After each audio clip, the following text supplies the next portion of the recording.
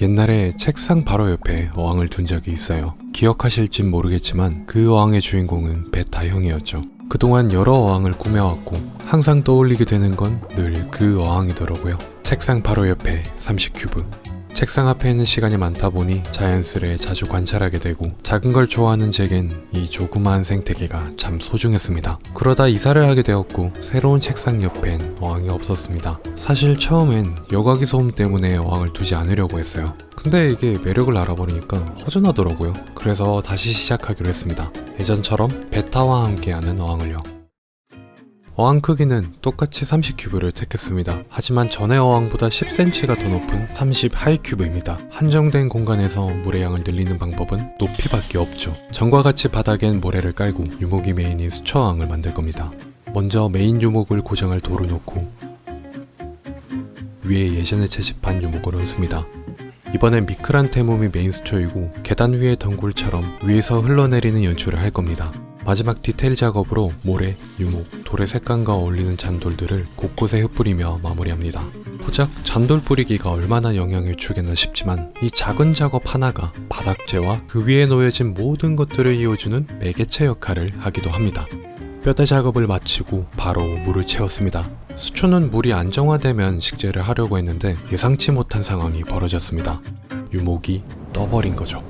예전에 흘러내리는 덩굴 컨셉의 어항에 사용했던 유목인데요. 몇 년이 지나 말라버렸는지 이번엔 뜨더라고요. 시간이 흐르면 가라앉겠지 싶었지만 한 달이 지나도 여전히 뗏목 마냥 떠있는 유목이었습니다. 블랙워터도 진하게 우러나서 분위기는 좋았지만 껍질을 제거하지 않은 유목이라 분진이 상당했습니다. 이런 부유물들이 수초에 붙으면 이끼가 되고 관리가 힘들어지기 때문에 초반엔 부지런히 환수를 해주는 것이 좋습니다. 귀찮은 일이지만 그래도 마냥 힘들지만은 않은 게 제 친구가 환수하는 시간을 좋아하거든요. 큰 이물질이 빨려가거나 공기방울이 지나갈 때 호기심 가득한 눈으로 보는 게 참 귀엽습니다. 한 달이 흘러도 가라앉지 않는 유목은 불안감을 키웠고 더는 기다릴 수 없어 떠있는 채로 수초를 식재하기로 했습니다. 앞서 말했던 계단 위의 덩굴 연출 담당인 미크란테mom을 본드로 고정합니다. 잎이 예쁘기도 하고 거친 환경에서도 꽤나 잘 자라더라고요. 그래서 이 친구를 메인 수초로 정했습니다. 노치도매를 상단에 얹어 예전과 같은 분위기로 가고 돌 주변엔 미니 헤어그라스를 심고 중간 즈음에 조금 더 큰 풀 역할인 헤란티움 테네론 그린을 심습니다. 돌과 유목 사이에 있는 어색한 틈을 콩나나가 성장하며 가려줄 걸 기대하면서 수초 식재를 마쳤습니다. 환수를 멈춰서 재미없을 바위를 뒤로하고 3주가 지났습니다. 여전히 유목은 가라앉지 않았지만 유목의 미크란테mom은 안정적으로 성장하고 있습니다. 봄하면 떠오르는 그런 기분 좋은 연두빛을 미크란테mom에서 볼 수 있죠. 둥둥 떠다닌 탓에 멋지게 자란 모습이 감춰져 있었습니다. 이 무렵 사카조개가 등장합니다. 아마도 다른 어항에서 온 수초에 딸려온 것 같아요. 불청객은 이렇게 불쑥 나타나기도 하는데요. 청소부 역할을 하기 때문에 나쁘지만은 않습니다. 물론 1에서 2mm의 작은 친구들이라 드라마틱한 효과를 기대해서는 안 되겠죠. 개인적으로 하이라이트를 생각했던 베타형 내 노치도메의 군락이 여기서도 안정적으로 영역을 확장하고 있습니다. 유목이 언제 가라앉을지 몰라서 그 사이를 참지 못해 베타를 데려왔는데요. 미완성 수조에 베타를 넣을 수는 없죠. 그래서 작은 테라리움 용기를 꾸며 잠시 모셔두려고 합니다. 큰 잎의 나나로 은신처를 만들어주고 적당히 물을 채워 입수시킵니다. 이번엔 순백의 베타를 데려왔습니다. 어떤 이름이 좋을까 슈츠 영상에서 여쭤봤더니 좋아요를 1700개 받은 집을 잘 지으니까 베집타 라는 댓글이 있었고 네, 오마에노 나마에와 베집타다. 왠지 모르겠지만 건강히 오래 살 것 같은 이름이네요. 그리고 또 4주가 지나고 드디어 유목이 가라앉았습니다. 순조롭게 돌아가나 싶더니 첫 번째 시련을 마주하게 되었습니다. 분진이 많아도 너무 많다는 것. 문제를 일으킬 수도 있는데요. 수질도 적당히 안정화되었으니 이제 본격적인 관리를 위해 생물변기를 투입할 시간입니다. 소형 수조, 작은 생물들이 많으니까 컨셉과 생물 간 밸런스를 따졌을 때 생이새우와 오토싱 조합이 이곳에 적합하다 생각했습니다. 새우의 섬세한 펀치질과 초항, 어항 관리하면 빠질 수 없는 게 또 오토싱이죠. 그리고 조연 역할에 쿠보타이가 들어갑니다. 주인공은 베집타. 1조연은 소심한 성격의 루비 테트라이기에 2조연은 균형을 위해 시끌벅적한 캐릭이면 좋겠더라고요. 그 사이 집타는 격리통에서 다른 생물들을 보며 적응할 시간을 주려고 합니다. 이런 방식이 공격성을 낮춰준다 하더라고요. 겁없는 쿠보타이와 소심하지만 재빠른 루비테트라의 조합이면 베타가 쉽게 건들 수 없겠다 싶었고 결과적으로 합사엔 성공했습니다. 물론 새우는 좀 건들긴 하지만요. 하지만 여기서 변수가 발생하는데 쿠보타이를 키우는 게 이번이 처음인데요. 성격을 몰라도 너무 몰랐던 겁니다. 활동량이 많고 왕성한 식욕을 가지고 있으며 깡따구가 있습니다. 쿠보타이는 상층부에서부터 빠른 움직임으로 먹이 활동을 하는 반면 중하층에 위치한 루비테트라는 먹이 반응이 느린 탓에 먹는 양도 적었습니다. 자꾸만 말라가는 루비테트라의 배를 보니까 이대로면 굶어 죽겠더라고요. 베타에 치이는 걸 예상했지만 쿠보타이는 정말 큰 변수였어서 어쩔 수 없이 쿠보타이를 다른 수조로 옮겼습니다. 수위를 낮췄음에도 지속적인 점프사가 이어졌고 남은 한 마리만 다른 수조로 옮겨지게 되었습니다. 자기보다 덩치 큰 개체가 많고 동족이 없으니까 힘들려나 싶어서 안타까운 면도 있었는데 오히려 더 넓은 곳에서 많은 밥을 먹으며 아주 풍족한 삶을 살고 계십니다. 걱정될 정도의 이 빵빵한 배를 항상 유지하고 다닙니다. 쿠보타이가 없어진 수조는 한 달의 긴 적응기를 마친 베지타님을 모시게 됩니다. 수면을 가득 덮은 아마존 프로그비트를 걷어내고 조심스레 베시타를 넣었습니다. 입사하면서도 걱정이 없었지만 2개월의 시간이 흐르는 동안 와응은 평화롭기만 했습니다. 잭타가 적응하는 동안 수초에 은근히 많은 변화가 있었습니다. 우선 초기에 약간의 문제가 발생했는데 보시는 것처럼 잎의 색이 투명해졌죠. 런너 속도도 느리고 잎이 풍성하지도 않고 끄트머리가 하얗게 변하다 이내 죽어버리는 상태였습니다.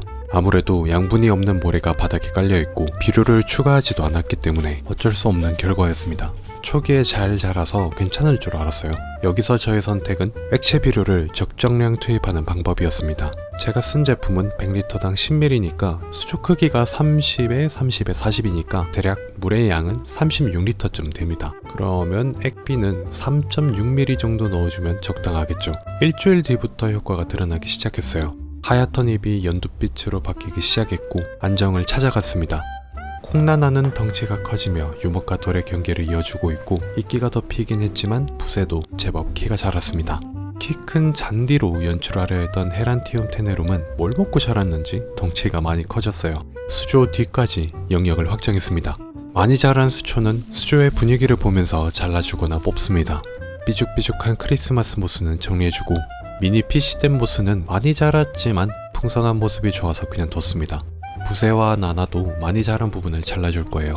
음성수초인 부세와 나나는 벌브라는 큰 몸통이 있습니다. 잘려진 부분도 살아나고 원래의 벌브도 다시 성장하는 특징이 있는데요. 성장 속도는 느리지만 부족한 환경에서도 우직하게 자라는 수초들이라 꽤나 키우는 맛이 있습니다. 많이 활용되는 편이기에 수확의 기쁨도 큰 편이고요. 물속에서도 예쁜데 물 밖에서도 더욱 짙은 녹색을 보여줘서 예뻐 보이기도 합니다. 이런 음성수초들의 재미있는 특징이 하나 있다면 주변에 뿌리를 내려 고정시킨다는 건데요. 제가 설명란과 댓글에 링크를 남겨놓겠습니다. 한번 보고 오세요. 물살이 강한 계곡에서 부세가 돌 따위에 붙어 고정되어 있는 걸 볼 수 있습니다. 뿌리가 그만큼 강하게 붙어 있다는 거겠죠. 집탄의 수조에서도 처음엔 본드로 고정했지만 시간이 흘러 나나에서 뻗어나온 뿌리가 주변의 돌을 꽉 붙잡고 있습니다. 이 뿌리가 얼마나 단단히 내리겠냐 싶으실 텐데 아까 잘라낸 장면을 보면 뿌리가 없던 쪽은 자르자마자 수면 위로 올라오지만 뿌리가 붙어있는 쪽은 핀셋이나 가위로 당겨도 딸려오질 않죠. 이게 실제로 해보면 그 힘이 느껴져서 신기합니다. 미크란테mom은 살짝만 들어도 흩날리는데 음성수초들은 정말 단단히 붙어있는 걸 느낄 수 있어요. 이렇게 모은 수초들은 버리지 않고 풀통으로 들어갑니다. 여긴 제가 쓰지 않거나 수확한 수초들이 있는 곳이고요. 옛날부터 있었던 안시롱핀 앙컷과 블러드베리, 야마토 새우가 있는 곳입니다. 새우의 브리딩 및 수초 관리를 위해서 둔 어항이에요. 안시는 여전히 겁이 많아서 스펀지 여각이 뒤에 숨어 있습니다. 그리고 이 무렵 이끼가 생기기 시작했습니다. 그래서 생물병기를 추가 투입했는데요. 바로 시아미즈 알제이트입니다. 하루 종일 적극적으로 수초를 관리해주는 친구인데 실력이 굉장합니다. 조그마한 입으로 이곳저곳을 들쑤시고 다니며 관리를 하는데 제 기준에서 단점이라면 성체의 크기가 꽤나 큰 편입니다. 원래 키우던 애들이 6cm 정도고 새로 데려온 애들이 4cm가 안 될 거예요. 이 말은 이 작은 수초항에서는 얼마 못 키운다는 거죠. 하지만 일을 진짜 잘하기 때문에 잠깐이라도 쓰려고 합니다. 이끼 관리의 특징을 떠나서 생각보다 귀엽습니다. 볼볼거리는 것도 귀엽고 보통 청소 담당의 애들은 야행성의 성향을 많이 띠는데요. 시아미즈는 불이 꺼지면 여느 물고기들처럼 잡니다. 기다란 몸을 어딘가에 주차해놓고 잠든 모습을 보면 왠진 몰라도 귀엽다는 생각이 들더라고요. 집타는 처음과 비교했을 때 시간이 멈춰버린 듯 움직임이 줄어들었습니다. 다른 생물도 없고 오롯이 혼자서 밥 주는 시간만을 기다리고 환수하는 날엔 조금 피해 다니는 게 전부였죠. 하지만 집을 옮기게 되고 다른 생물을 마주하면서 눈에 띄게 활발해졌습니다. 물론 호기심보다는 본능에 이끌린 사냥의 움직임에 가깝지만 녹고 있던 지느러미가 서서히 회복되고 밥도 정말 잘 받아먹고 주인 행세라도 하듯 수조 곳곳을 누비고 있습니다. 루비 테트라에게 다가가긴 해도 막 잡아먹을 듯 공격하진 않더라고요. 애초에 루비 테트라가 훨씬 빠르니까 먹지도 못하지만요. 잡을 수 없는 상대라는 걸 아는 건지 덩치가 커서 공격을 안 하는지 모르겠지만 그렇게 수조는 평화를 유지하고 있습니다. 그럼 반대로 루비 테트라를 살펴볼까요? 이전 어항에서의 루비는 항상 숨어 지냈습니다. 밥이 위에서 떨어져도 먹는지도 모르겠고 애초에 활동을 하는 건지도 모르겠던 루비. 낮은 높이의 어항이 뭔가 적합하지 않아 보였고 그래서 30큐브로 옮긴 것도 있습니다. 여전히 구석에선 잘 나오진 않지만 먹이 반응이 상당히 좋아졌어요. 이전의 어항에선 이렇게 적극적인 모습은 없었습니다. 그런데 지금은 딱 봐도 먹이를 향해 달려가고 있죠. 베타가 다가와도 크게 겁내진 않습니다. 물론 저를 겁내긴 하지만 소심하게라도 한 헤엄을 내디디며 집타처럼 먹이를 찾아 수조 곳곳을 탐험합니다. 검정과 주황색이 섞인 핀포인트, 붉게 차오르는 발색이 매력이라 느껴지는 루비 테트라. 튼튼한 개체라 입문하신 분들이 키우기에도 괜찮아 보였습니다. 네, 이렇게 24년 3월부터 해서 해가 바뀐 25년 3월까지의 시간을 보셨습니다. 이산화탄소도 없고 소량의 액비만 들어갔던 슬로우 라이프를 지향한 베시탄의 수조는 1년이란 시간이 무색할 만큼의 느린 성장 속도 덕에 다른 시간대에 살고 있는 느낌을 주었습니다. 구조가 바뀌기도 하고 구성원이 달라지기도 하며 때로는 시련을, 때로는 기쁨을 안겨준 이 작은 생태계. 어찌 보면 또 다른 하나의 인생이 아닌가 싶습니다. 집타의 수조는 시간의 흔적을 남기고 책상 옆을 떠나지만 다른 수조에서 또 다른 이야기로 계속 이어지겠죠. 다음 수조는 조금 더 큰 60cm의 수조를 계획하고 있습니다. 재미나게 만들어 오겠습니다. 시청해주셔서 감사합니다. 지금까지 김산책이었습니다.